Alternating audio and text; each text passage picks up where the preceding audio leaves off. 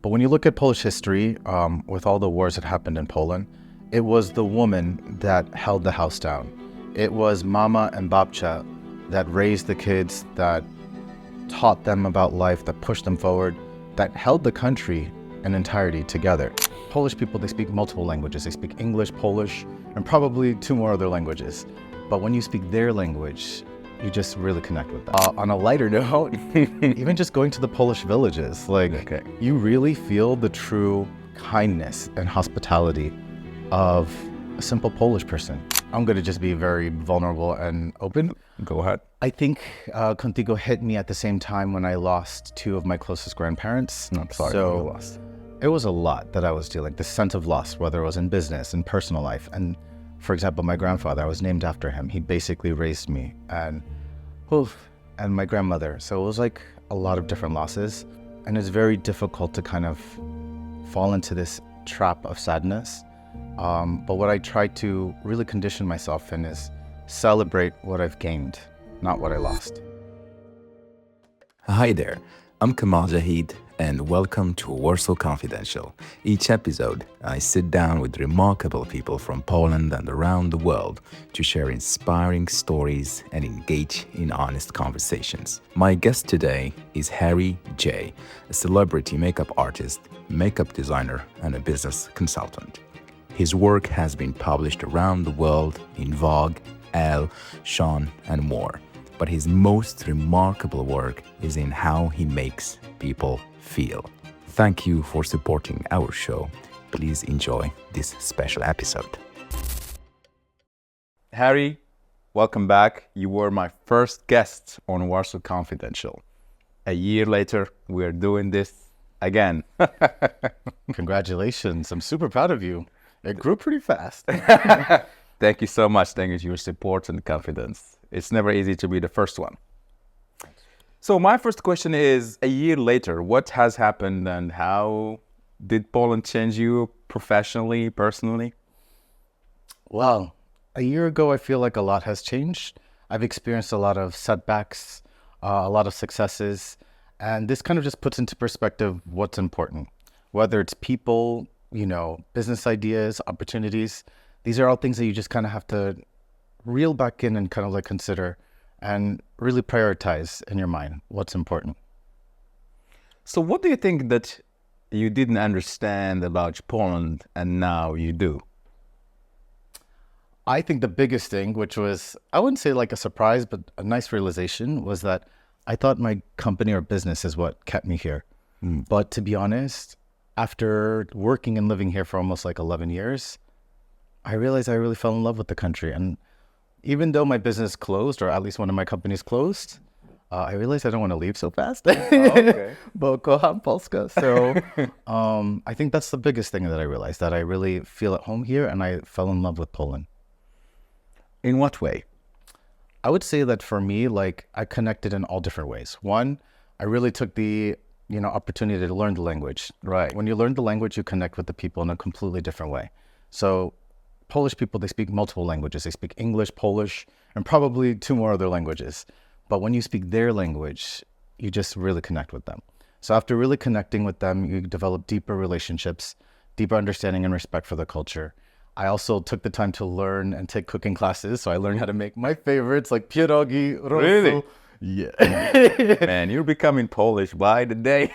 But also the other thing that I appreciate here is the nature. So coming from New York, it's like a concrete jungle. Right. Whereas in Poland, I can go to Zakopane, even Katowice, which is totally underrated, has beautiful mountains and lakes. And I really learned how to find peace just trekking up, not only in the summer or springtime, but also in the winter. It's really healing. Interesting. So the change, you said you have seen some changes. Let's talk about Poland. Did you see some changes happening in Poland during that time? Yeah, I would say that Poland has experienced a lot of things. So I would say geopolitically, there's been a lot of wars. Let's say, for example, Ukraine. There's been an influx of Ukrainian people here, and that definitely affected, the Polish economic terrain, social terrain, cultural terrain. I also noticed that inflation has really impacted every single industry. So financial aspects are just kind of felt everywhere. So you feel this sense of kind of like restraint and stress. But at the end of the day, this is also where you see the strength of the people. So I feel like what I see is the resilience of the Polish people, which inspires me. And I feel like as a Black Japanese American, I can relate to, and I respect that. How can you relate to that? Which part? I feel like when it comes to African Americans, we understand struggle. I would say minorities in general in the States, they understand the struggle, you know? So Polish people definitely have been through a lot, survived, and they continue to be resilient to this day. And I read you got the B2 certificate of speaking Polish, right? B1. Okay. B1 poziom. Było trudno to do, ale udało się. So maybe we should switch in Polish this interview. Okay. Harry, witam na Warszawa Confidential. Ale patrz, to po polsku, Boże, Bożenko. Nieźle. Ja rozumiem prawie wszystko, ale wiesz. Oh, he's been tricking you guys. He knows how to speak Polish. Jestem spyem. So let's, the first interview we had, we spoke a little bit. First of all, I didn't have that much experience in interviewing, so I felt like we just flew a little bit at surface level. And today, I want to really dive deep. All right? He wants to get deeper. All right. I'm not scared. So you worked in the fashion and beauty industries across countries, all over the world, US, Japan, UK, and mainly Poland. So what is it special about Poland when it comes to beauty and fashion? I think something that's special about Poland is, let's start with the natural kind of like landscape of the beauty industry. Poland, I think a lot of people don't realize, was a big producer of cosmetics for the Soviet era. And there's a lot of factories here that are able to create cosmetics that are competitive with international global players. Also, it's about the consumer. So like the average Polish girl for me is like gorgeous. You go to McDonald's and you're like, oh, you want to be a Victoria's Secret model? You want to be my model? Like, I get inspired just by the natural beauty that's here. So this also speaks to like what women wear, in terms of like some women wearing a lot of makeup, and a lot of women are wearing almost no makeup because they appreciate their natural beauty. So this landscape is kind of like diverse in the types of consumer. And I think that this is one of the things that I love the most because I appreciate both aesthetics. This show is brought to you by Meknes, a brand I created to celebrate Moroccan craftsmanship, heritage, and now argan oil. Did you know Morocco is the only place in the world where you will find pure premium argan oil, a true liquid gold that's been our little secret for centuries. I use it for everything: hair, skin, and beard. I love it, and I know you will too. Meknes has brought the finest argan oil straight from Morocco, crafted into a collection of cosmetics that work.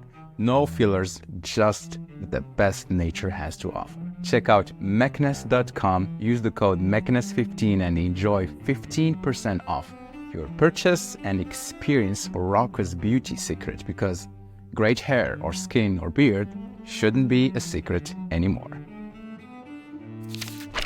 So you've spent through your Contigo and your own brands. So what is it, if you have to summarize this experience? I'm speaking here from a standpoint, we are launching cosmetics for our brand. That's true. I've tried it, and your cream is amazing. Right? Just saying. Here is from the boss, from the master. So I'm going to pretend that, well, I do actually. I know nothing about cosmetics, and I'm interested, since I am here in Poland, he's been like 11 years with Contigo, right? That's like a decade and more. It's 1/3 of my life. Exactly. So summarize this experience for us. I think what's struggles and... I would say the unique thing about Poland is that you're able to go to the factories and mix your own formulas and colors, which is not like most international factories. Usually the factories will just produce a plethora of cosmetics and say, okay, you can slap your name on it and call it your brand.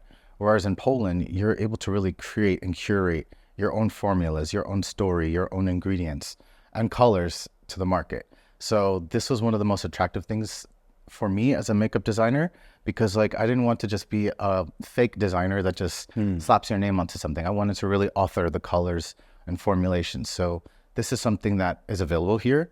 Also, the scale and professionalism of the Polish factories is insane. They're so organized, they're so precise that with someone like me who has ADHD, I'm like inspired to be even more organized because of them. And when you're an artist, you tend to fly in the clouds. But when you have such organized factories with, such systems, it actually structures you as an artist. So it really inspired me and actually challenged my organization skills, which thanks to them, I feel like has improved a lot. But also what makes it great is that you're able to be reactive to the market. So you're much more flexible.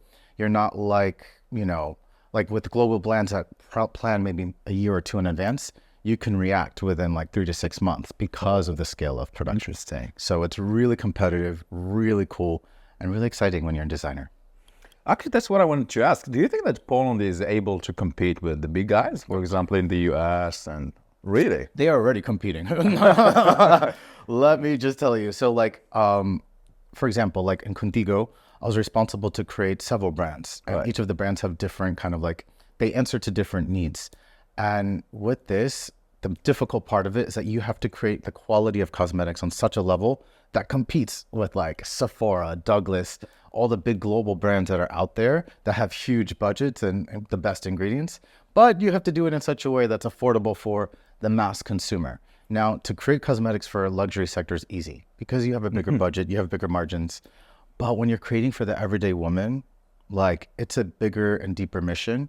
And for me, I felt inspired to do that because like for me, it's like almost like designing for my mother. She's not going to go out there and buy like a 300 zloty pod quad, but like she wants something that she would feel, confident and beautiful and just like a woman. So this was kind of like my duty and mission here to change the world one face at a time. And Poland was a great place to do that. And the Polish woman, obviously you were designing for the Polish woman, right? Yep. And this is my favorite because you have so many different... My favorite topic. Sorry? I wanted to say my favorite topic. Yeah, both of our favorite topics, I would say. Yeah, that's what I thought you would. But this was amazing because like Polish women wear so many different hats. Like for me, they're like the modern day superhero. And not only are they like mothers, businesswomen, athletes, they do so many things at the same time. So designing for them is quite a challenge, but also a privilege and an honor because you're almost creating the like secret weapon for them to feel as beautiful and uniquely like themselves, So it's an expression of their femininity. And I feel like the world would not be the world without women. And they really push society forward. Without them, imagine, without your mother or your sister, what the world would be like. Nothing. So it's my honor to decorate these angels. Women. Yeah. So I'm going to zoom in the world challenge. You mentioned challenges. What are the challenges you faced in this beauty and industry, let's say? I would say one of the biggest challenges was being a foreigner a little bit, understanding the Polish mentality, understanding the consumer mindset. It's not a New Yorker. It's not an American that, with the typical marketing tactics that work there. They're very price conscious here. They're also very educated. They know the ingredients. They know what they're looking for. They know what they want. They're kind of like beauty experts here, which is like, challenging, but also refreshing because when people know, you also, you cut the crap. You can give them the way. Exactly. And I didn't want to. So with Contigo, we wanted to design the best cosmetics with them for them. So we gave them the real value. We didn't do all the tricks and, all the packaging and, we focused only on the formulations really to deliver the best value. And I feel like that's actually philosophical. Like it's like focusing on the real stuff, what's inside and delivering that. So I feel like we did that. I would say that the other challenge was understanding understanding how to meet every single type of woman. So you have that natural girl that wants that no makeup look and you have to create something for them. But at the same time, you have to consider the girl that likes full coverage, full glam, and you have to create products that kind of like answer to each of them.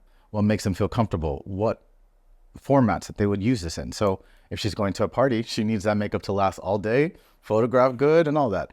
And then there's the other woman that's like, okay, she has a little bit more mature skin and she needs something that's hydrating or moisturizing. So answering to different diverse needs was also another thing. Cultural differences. I would say that was a big challenge. Let's zoom in there. Oh my God. One thing I noticed as an American here is that there's like a tendency to assume that we have this like optimism and almost like false optimism, where it's like, hey, how are you? And then it's like, do you really like care about how I am? Polish culture, at least in my experience, has been a little bit more brutally honest, So if you ask them how are they, they're going to tell you literally how it is. But also it comes and permeates into business. So, I like to be optimistic and think of ideas and all this. Whereas I felt like in Polish, my experience here was they were much more grounded, realistic, and this can kind of like balance it. So as an American here, it was nice to balance the cultural narratives for me because it allows me to still be optimistic and think of more ideas and possibilities, where at the same time I can also consider realistic things that will ground the ideas and make it actually more realistic in the long run. So I'm trying to see now, like, say I got a lot of, I don't know, ask me this question, but I'm going to go ahead and ask. A close person of mine said, oh, Harry, I know Harry. I didn't see Harry for a while. Now that Contigo is gone, what is he going to do? Is he going to be okay? Is he going to be leaving Poland? So I think everyone is asking this question, and maybe this is the opportunity to answer it. Oh, I feel so honored that you guys are curious. Yeah. So to be honest, there are some things I'm working on, some of which I can't say. I'm working on some projects in New York. I feel like at this point I need to be a little bit closer to home with family. Also, I have like some projects that are going on in Poland, some brands I'm designing for, some factories I'm collaborating with. So I'm preferring to be more quiet. And this is also something I learned in Poland. I feel like instead of like talking about what you're going to do, you just do it. And then you talk about it after it's done. Right. And it's just so much, it's so different and allows you to focus. You don't lock yourself into kind of like any expectations when you do that. So I've just been focused on the next step. Contigo was definitely like my baby. Like I love what we did. I'm still emotional about it. But we did our mission. We really touched women, and we really, I think, left an impact not just on the women that we touched, but also with the people we worked with. So, and that legacy will continue to live on in me and everybody that we touched. So, and I'm not giving up on that mission. I think it's going to continue. I think I am still going to like serve the everyday woman, like the luxury sector. Of course, my taste, and I love luxury, but I want to make luxury accessible for everyone. So, that's what I'm going to do. I'm focusing, and you will see what's going to be in the next chapter. I can't wait. I'm looking forward to it. So let's extract some value from the Contigo experience, because I've seen you doing a lot of, let's say, personal development work on yourself, because it's not easy to get up and keep going after a failure. So how did you deal with that, if we may call it that way? I don't consider it a failure.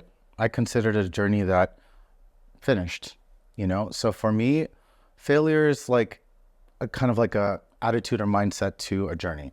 For me, what I take away from Contigo is lessons, is relationships, is experience. And that's how I look at it. Yes, of course, I wish it would have been differently. Yes, of course, I'm human. I'm like, oh, I feel like it came to an end. I feel like I failed in some ways, but I really kind of conditioned myself to not think like that. I conditioned myself to say, no, this is not just on you, because otherwise that's just like a egocentric way to look on it. This is a team of effort, and sometimes you don't succeed in business. And this also is what's important to create a great entrepreneur. You have to kind of fail or mess up and learn from your mistakes. And with those mistakes, you actually become stronger. You become better. You become more humble. So for me, this was like a humbling experience. But the things that I could take away from it is like the things that I've done, the brands I've created over like 9-10 brands. Nobody really does this at this scale, and this fast at this age.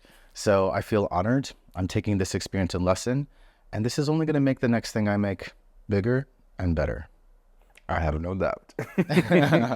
So it might seem weird, but it looks like you got back on track fairly quickly. And for such hit, I would say, I mean, I've companies and I've failed and successful ones, and it took me a while to get. So how did you get so quickly? I think that I'm going to just be very vulnerable and open. Go ahead. I think Contigo hit me at the same time when I lost 2 of my closest grandparents. I'm sorry so for the loss. It was a lot that I was dealing, the sense of loss, whether it was in business and personal life. And For example, my grandfather, I was named after him. He basically raised me, and oof, and my grandmother. So it was like a lot of different losses. And it's very difficult to kind of fall into this trap of sadness. But what I try to really condition myself in is celebrate what I've gained, not what I lost. Because when you just focus on loss, you just don't come out of it. But when you focus on gain, you kind of take the legacy and honor what you built or what you gained from it, and you're able to grow from that. So that's what I feel like I did. So if somebody is going through some difficult times right now, they have probably failed business or failed relationship, what would you tell them? I would say focus on the lessons learned. Focus on building yourself and really focusing on making the right next choice. So think, what do you really want and what is the next best move? And if it's like you're someone that you love that you lost, what would they really want for you right now? To sit there and cry? Or would they want you to live your life and be the best fulfilled version of yourself? I think the latter. Beautiful. So Harry, you come from such a diverse background. Born in Japan, raised in New York, professional worksman in across countries.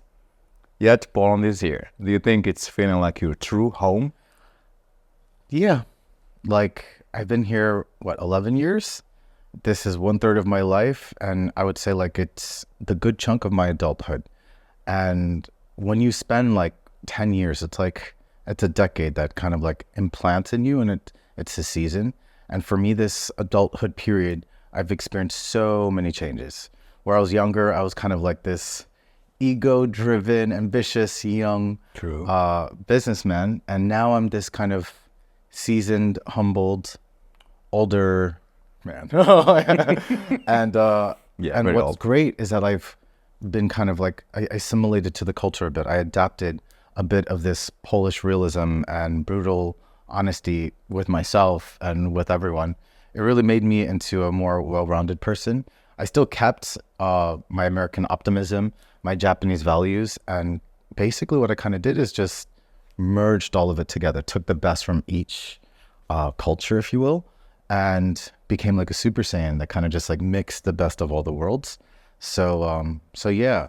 And Poland will always be home for me. Like, I think I will try my best to always keep a leg somehow here, whether it's business, but it also feels like home for me because of the people. The best friends I've ever had that I love are here. They are the best people I know, aside from my family, of course. But they feel like family. So this is why Poland feels like home.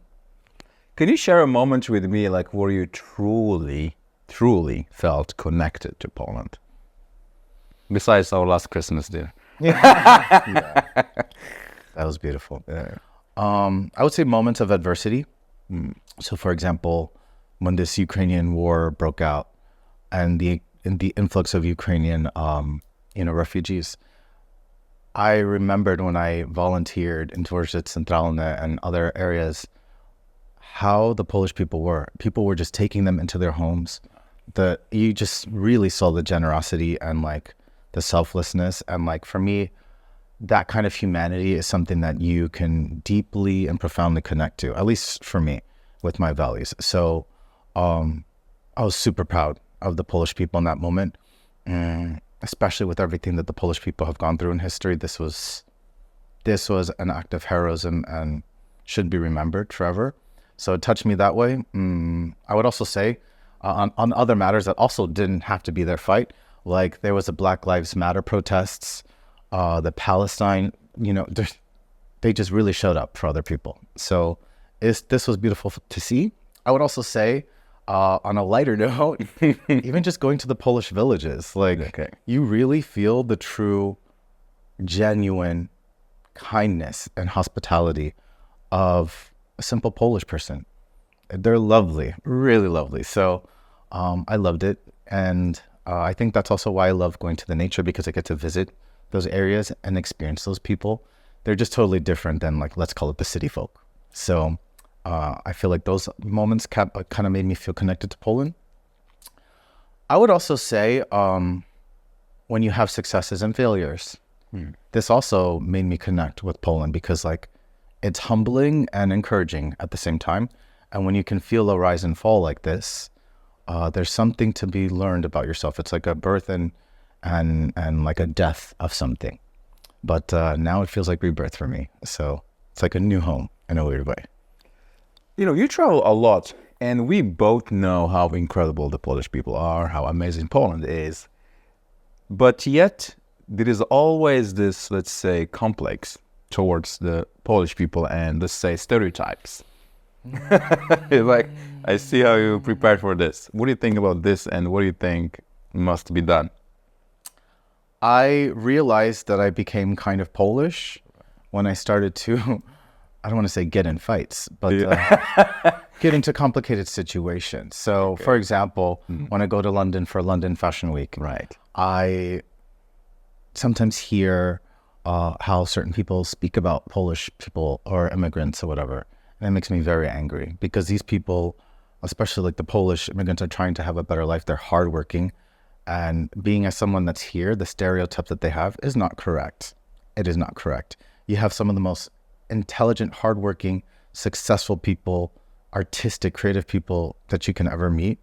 And just to kind of judge a whole group of people just because of your prejudice is ridiculous for me. And I feel that to my core. So it's something I relate to and understand. So what can we do to fix that? You know, the way to kind of combat ignorance is awareness and exposure. And this is something that can be done, you know, through interpersonal relationships. I think like that's the best thing anybody can do is just be the best version of yourself and represent your people or that culture. And the rest is up to them. Like, you know, it has to go from both sides. So once they come visit Poland, this is usually the way to change everything. So when I invite my friends from America or from the UK or anywhere from Europe, they're like, what? Like, Poland is this modern, the technology, the food, the fashion. And I'm like, yeah. And be like, and actually, and the quality of life here, come on, like for the price, you can't get this in the US and the UK in this price. So it's a nice surprise. And I think it's starting to uncover and become a little bit more popular and widely known. Would you ever miss the old Poland? I mean, like from the earliest year we've come here, we've arrived. Oh, yeah. I feel like that was like the golden age, to be honest. Like life was good, life was easy. This was before COVID. I would say almost like everywhere in the world, but we experienced this in Poland. It was so beautiful. I wish I could turn back time. But this is a part of growing up, is accepting reality and adapting. And there is still that beauty here. You just have to learn how to find it, you know? I think that our generation has been so blessed because we never really had to truly struggle like our ancestors, you know, whether it's a Polish person or an African-American or Japanese-American or, you know, Moroccan, like we've all gone through something. Our ancestors have really gone through struggle, whether it's intense war, intense loss, and they still persevered and still found beauty in the world. So for us, I don't want to say that we're spoiled because there is still struggle now, but personally, you know, we haven't gone through what they have gone through. So I think that we need to kind of toughen up and kind of educate ourselves and kind of get a grip of reality and say, you know what, it's not that bad. And also, there is beautiful things. There is ways to enjoy and appreciate life. And I feel like appreciation is actually a key to happiness. Beautifully said. You're getting very poetic, Harry. What's going on today? I don't know. You got me emotional talking about my grandmother and all this other stuff. So, you know what? We're going to go into that direction, the personal development direction, because I've known you before, I've known you now, and I could see the change you have made, the person you have become. Because like you said, I wouldn't say you were about ego, but you were focused on business.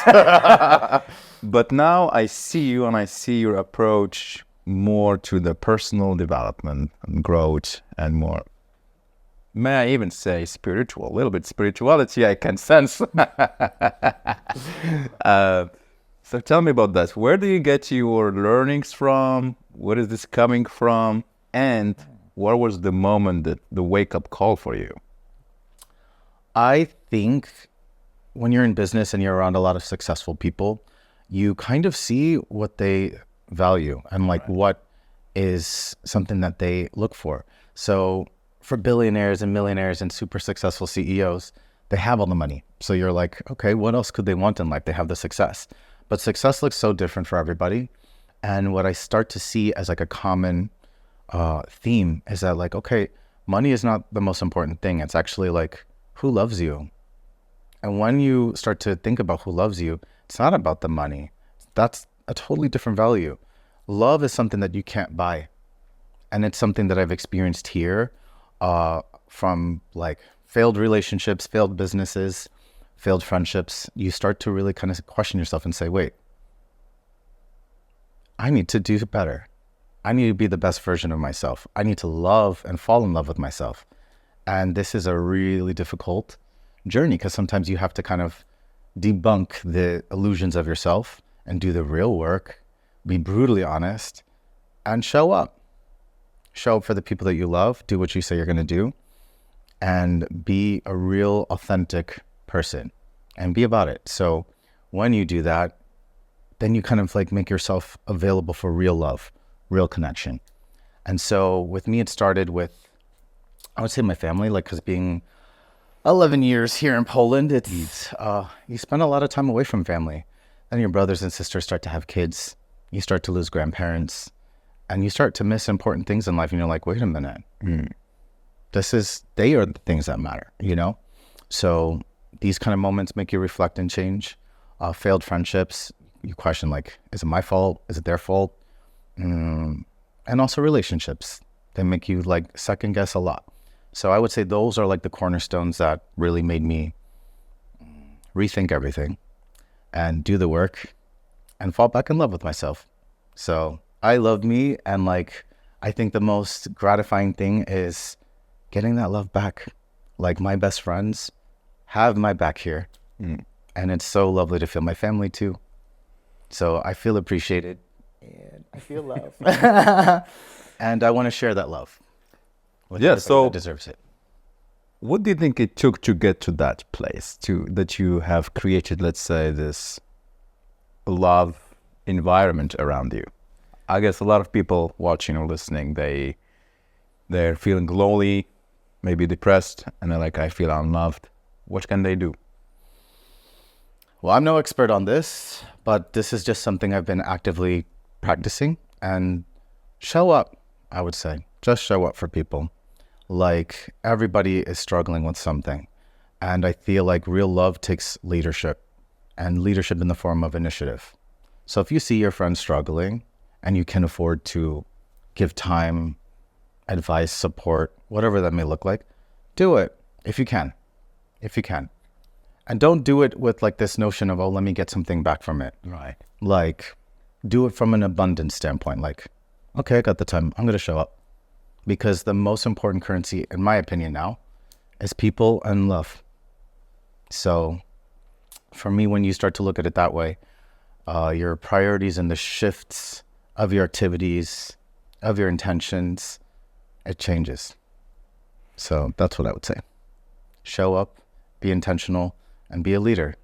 Sometimes in love, it's not fair, but you just got to show up first.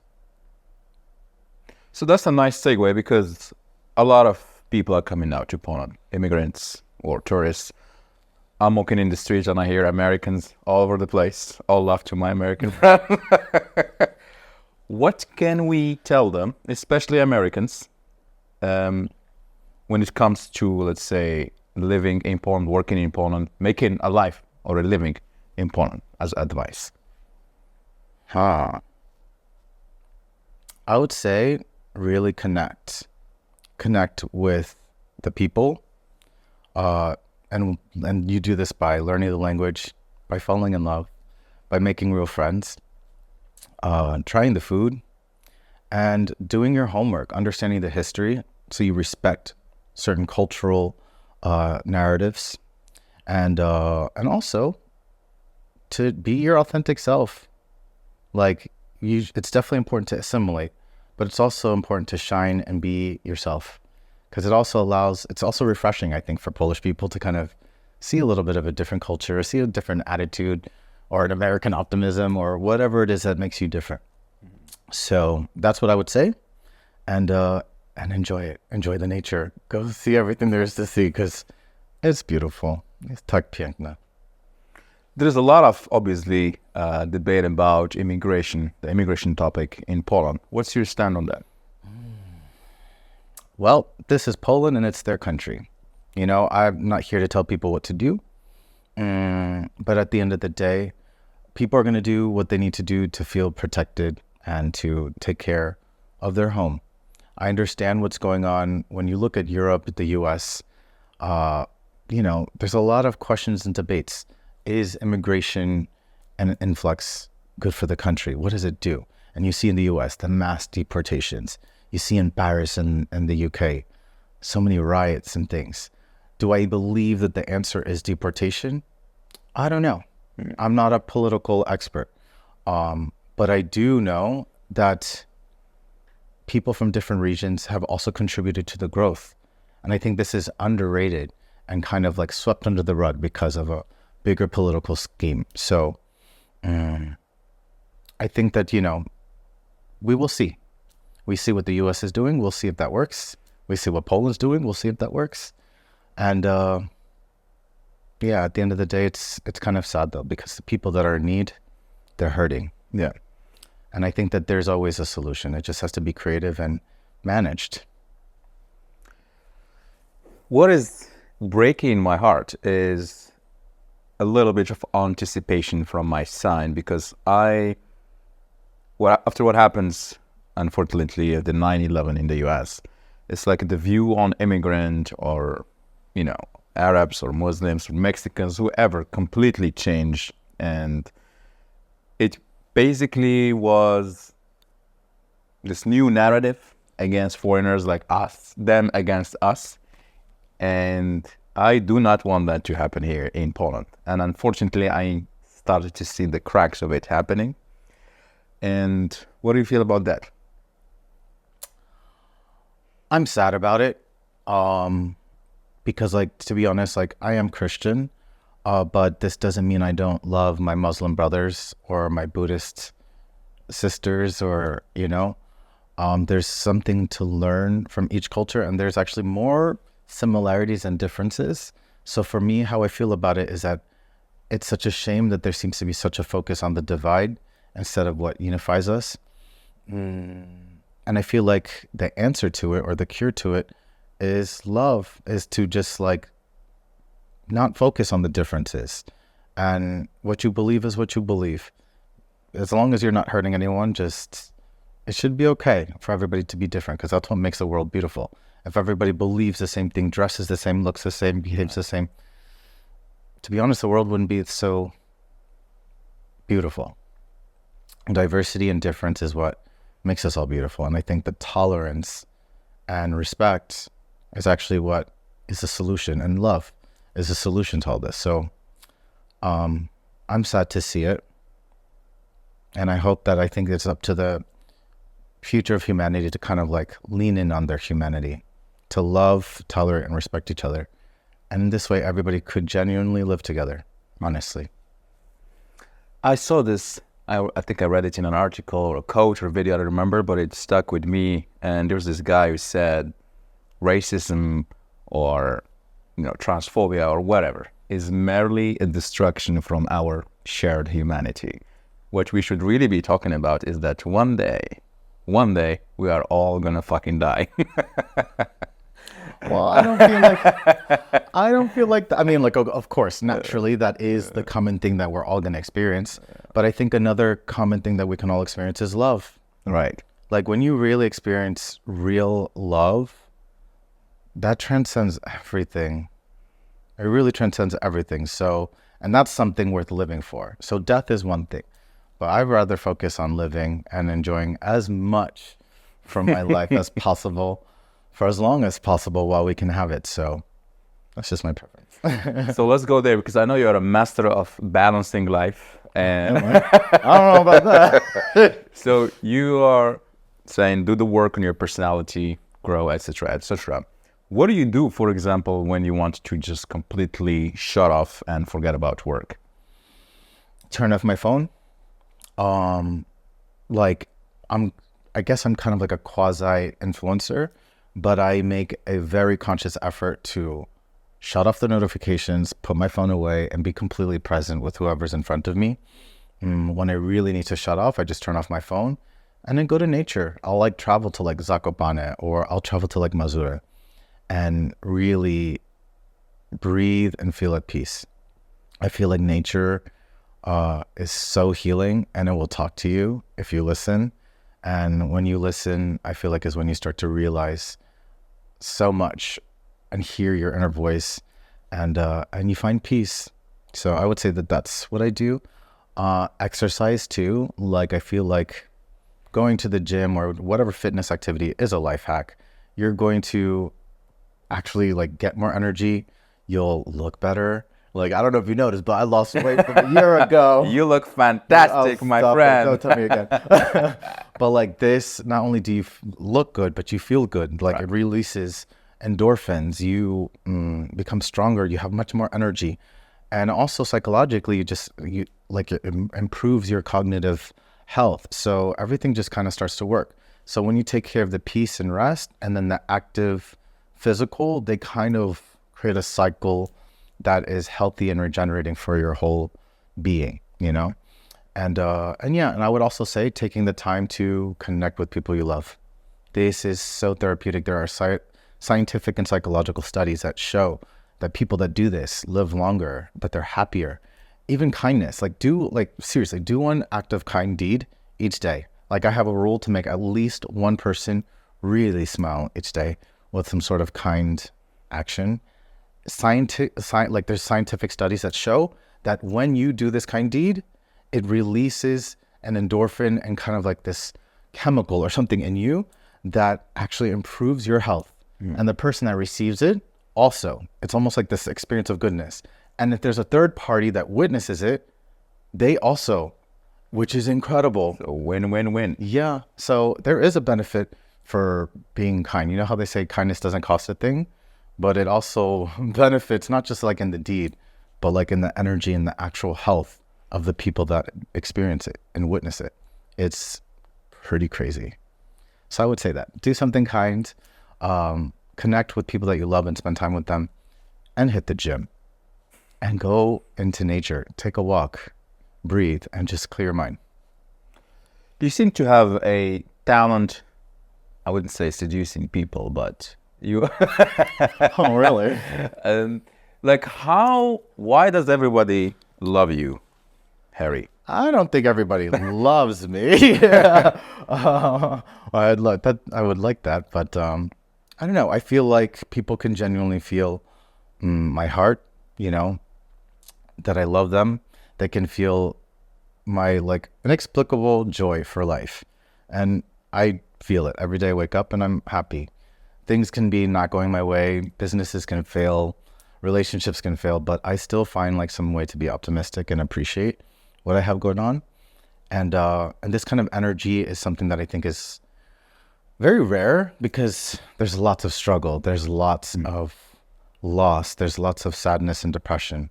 And I like to be like, or feel like that little candle in a dark room, you know, because even a little candle in a dark room can illuminate a big, you know, dark space. So I don't know. You have to ask those people, but this is what I gather from people that they say that they appreciate. I am asking because, like you said, there is this loneliness epidemic right now in the world, unfortunately, and everyone is going through something and people feel lonely, etc. And you seem that you have great social skills. If you have to share with us some knowledge on how to make friends, because I know, like I said again, I see your friends, they love you so much, and I see you love friends as well. Yeah. So help me there. Like, I want to make friends. I have no friends besides you, so how can I make some friends? I would say start within, like figure out what you like to do. I feel like it's easier to make friends that have common interests.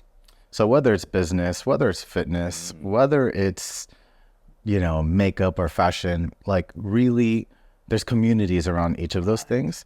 And once you find the common interest, I would say leadership and initiative is the next step.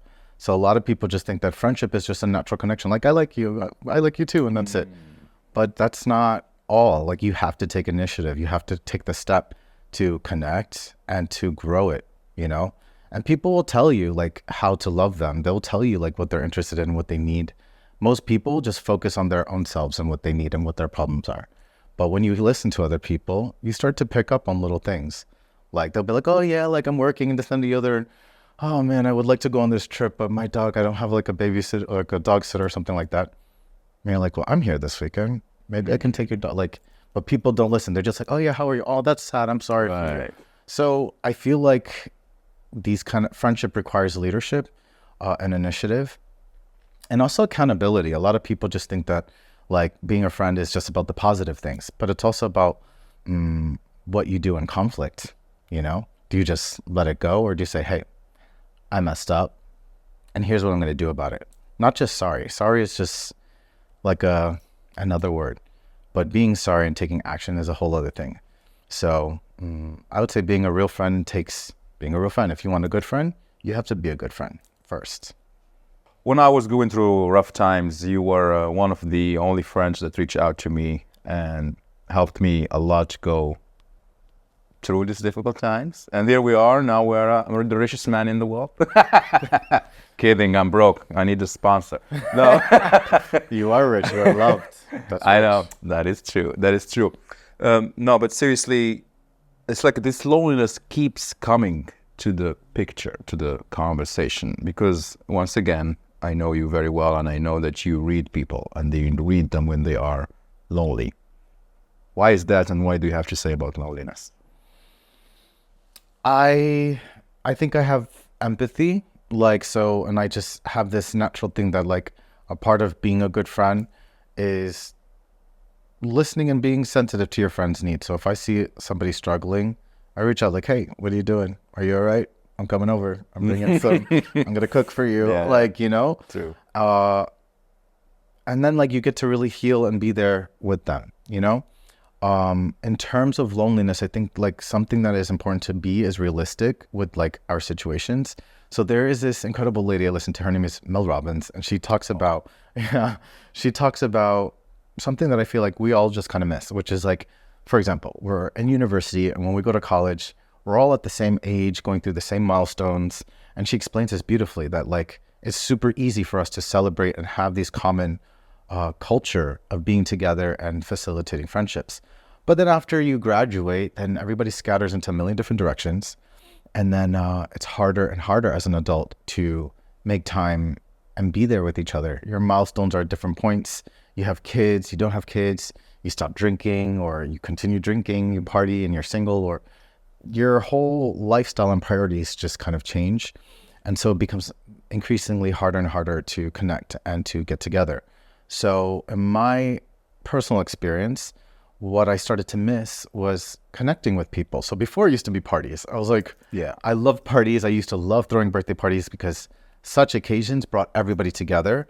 But to be honest, those are not like quality time. It's a great memory to feel loved and appreciated. But the real quality time is when you spend time and it's a really intimate, focused moment, whether it's dinner or a conversation. Usually I like to do this in a home because it creates a different atmosphere. You don't have pressure of anybody listening. You have unlimited time, granted if there's kids or not. So it's a totally different thing. So I think that like to kind of kill loneliness, you have to do the antithesis of it, which is reach out, connect. And I think a lot of people like, I don't want to say are lazy, but it's like they're scared, or there's like this fear to reach out, or they feel like they don't have anybody to do that with. So that means you need to create those opportunities and to search for opportunities to connect. And not only will this create more opportunities for friendship, but it could also create opportunities for love. For love. Yes. Yeah. Let's talk about love. Let's talk about the dating scene here, or in general, to be honest. What advice could you give us? Okay, let's talk about the heterosexual world. Right. I feel like you guys are incredibly lucky here. Me? Yes. Polish women, as I said, are like superheroes. Yeah. Like, not only do they look like Victoria's Secret models and naturally beautiful, but their strength and tenacity and resilience is unmatched. Their fashion sense, they just wear so many hats. So, I think that you guys are really lucky. My advice to you would be to respect them, to listen to them and understand the new role of masculinity in this world is not just to be a financial provider, because now they can provide for themselves. True. Now it's about how can we build a place or a home together? How can I support you and make you feel seen, heard, respected, and loved? And when you make a woman feel like this, you're going to see how incredible and how beautiful and how far you can really go. You know what? Now when I think about it, you are like one of probably the few who have all this, let's say you spend pretty much all your day with women, with the Polish women. So you know more than anyone, perhaps. Give us some secrets. So I feel like my experience is kind of weird because it's two different worlds. So yes, I feel like my professional world is predominantly women and predominantly strong, successful women. So maybe my perspective is also curated by this, but I've grown super inspired by them because generally from women, I've learned empathy, I've learned resilience, I've learned love, and such a tender but also firm way. Like, think about it. Like my mother, for example, she's a Japanese woman that had 5 kids, basically raising like almost on her own, you know? Obviously my father was a support, but he was working all the time. So to see how much emotional currency she had, the time and energy, it's insane. So when you see this, it just kind of inspires you and changes you and makes you respect them in a different way.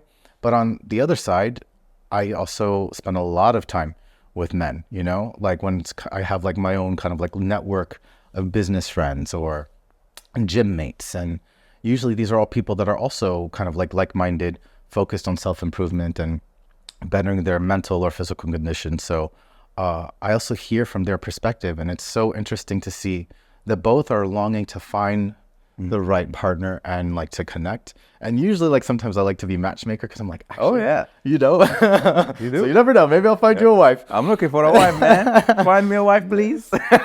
What is the secret to a Polish woman's heart? The secret to a Polish woman's heart, I would say be honest and respect them and make them feel seen, heard, and appreciated. I think once you kind of cultivate that space, you create an environment where they feel safe. And I think this is generally the secret to love in general. Whether you're a man or woman or whatever, do you feel safe to be yourself? Do you feel safe to love? Do you feel safe to tell the truth?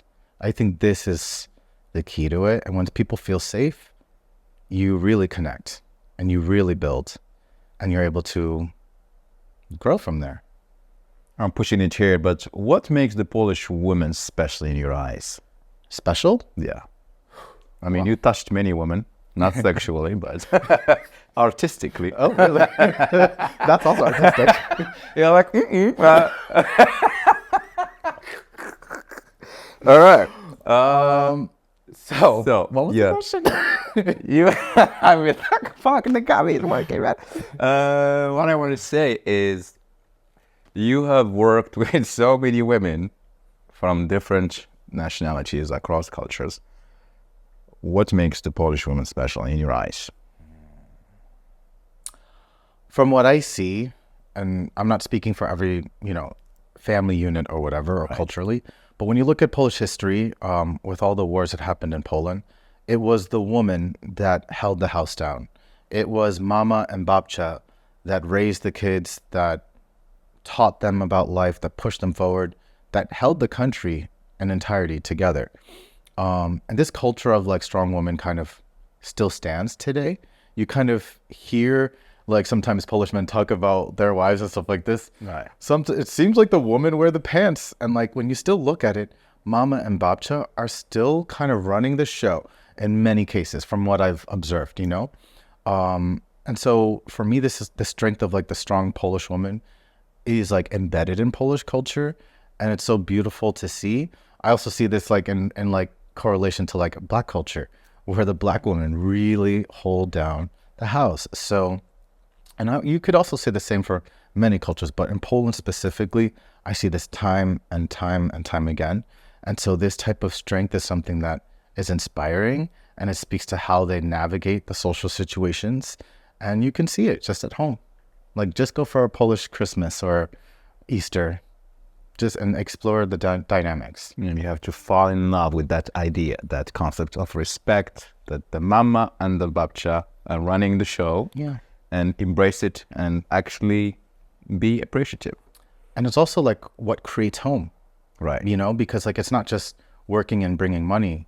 It's what is there to eat? What, like, how does the house look and feel? Like, what fosters this feeling of family, And here's the thing, because you said all these nice things about the Polish women. I love it when they know, do not step over when they come to the masculinity, let's say. They know that the man has to feel a certain way, that he's under control and running the show, etc. And they know how to do that. Just like, all right, look, I'm doing this thing. I am taking care of the household, but I also expect from you to do your job, basically, as a man in the relationship. Did you ever have this experience as well? I think that it's different for everybody. All right. Like, I feel like the masculine and feminine role is not gender assigned. Okay. There are a lot of very powerful women that are the breadwinners and that are earning money for the home. And the husband is the stay-at-home dad. And like, I guess by societal construct of like older classic structures, they fall into kind of like they would think is a feminine role, which I don't see it as feminine or masculine. I see that in the modern day, it's now a new defined role of partnership, not about masculine and feminine. Masculine and feminine for me is an energy, not a gender. So, and it's also about what you're bringing to the table. So for me, like when it comes to a woman that is taking care of the home and is more of a stay-at-home mother, that's the choice and role that she chose to do. And then the man in that sense would need to fulfill that other part of the role, to fulfill and create like the sense of family. Conversely or invertly, you can see the same when the mother or the woman is the breadwinner, So for me, it's no longer about gender. It's now about partnership and about the sense of support and like creating a home together. Do you think that ever such, let's say, setup as a relationship, woman is the breadwinner and the man is staying at home, will ever work? Do you think in the long term? Yes. For me, like I think that like in that scenario, men need to get over their egos and not like, oh, I'm the man, I need to control and dominate. No, you don't. What needs to happen is a harmonious home, a sense of peace, a safe space for kids to exist or for love to exist. And if your woman is out there winning the bread and butter, then support her, be the thing that she needs. And I think a lot of times that people think that this is a feminine energy to kind of support a leading role in that way, but it's not. It takes so much more emotional strength, like it's almost like a muscle, a relentless muscle, and it's very difficult. And I think a lot of men nowadays need to learn how to exercise this muscle, because if they don't, you're going to see time and time again divorces, single men, and then they get lonely and sad and wonder what's going on. But don't you think it's a little bit emasculating the man to stay at home and he will feel a little bit disrespected in the long run? No, I feel like this is where you need to self-regulate your emotions and your perspective. Like if staying at home makes you feel diminished as a man, that's some inner work you got to do. You need to find fulfillment, purpose, and perspective for yourself to feel okay. So if you don't feel okay at being at home, maybe that's not the role for you, But if that is your reality, if that's your choice, right, then you need to find peace in that. And by finding peace in that, create purpose. So whether it's kids, raising kids, there is purpose in that. Whether it is getting into religion or anything that makes you fulfilled, there's purpose in that. So I think men just have to kind of find a new purpose in these situations and find peace in that. Who found themselves in that situation, you mean? Right, correct. Because I believe that unconsciously, and now following the biology and all that stuff, this is only my experience or feeling, not experience. I feel like the woman unconsciously will disrespect the man at some point. I think this could be men or female. Like even like let's look at the inverted or in the classic structure of male earning the money and the woman staying at home. It's kind of also can be a toxic power play where you trap the woman and make them reliant on you. That's not healthy or beautiful. And the same could be the opposite. So I think respect, like I said, safety and creating a safe space is how you create a home. So respect is a part of that safety. And if you don't respect the partner that is supporting you, helping you grow, Right. then you won't have like real love. You won't have, so you can't grow from there. So I think that's where it starts. So you gave some advice to the hetero world. Let's talk about the other world. So we are now on world. So we are not called, whatever that name. We are open. We love everyone here. I think in the homosexual world, it's homosexual. That's what I was looking for. In the homosexual world, I would say it's there are similarities and also some very innate differences. So in the homosexual world, gender roles are challenged. It's no longer male and female. A lot of homosexual relationships will try to mirror those gender classic roles of male and female, or masculine and feminine energy. But it's not always the case. I think that in a modern homosexual relationship, they have the opportunity to design and redefine themselves, like who they want to be, who they really are. And I really believe in the scale from homosexual to heterosexual, everybody has a masculine and feminine quality. So sensitivity and like being gentle can be seen as feminine, and a lot of men have this. And I encourage them to have this because this is also a nice part of love to experience. But then there's also aggression or ambition or strength or firmness that is associated with masculine energy. So I feel like this is something that across all gender roles exist. But I feel like in homosexual roles, these are things where you have a lot more freedom to experiment and design. Furthermore, I think that the sense of family is also another thing that also changes because you don't have such set roles. You're able to design it. So I feel like there is a freedom in the homosexual relationships that is quite exciting and kind of cool, and also something to learn from. Because I believe that even in heterosexual relationships, we're facing a paradigm shift where it's no longer about gender and it's about what you design is best for you and your partner. Right. Last time we had this wonderful Christmas dinner, you and I, private time, we had a wonderful conversation, and you mentioned something that struck with me, and you said, you heterosexual men have it hard, and you were touched deeply. I'm like, oh, you didn't know? I'm not here to complain or anything. What did you mean by that? I feel like in the heterosexual dating world, men are expected to court and respect women in such a way where you don't treat them like sexual objects.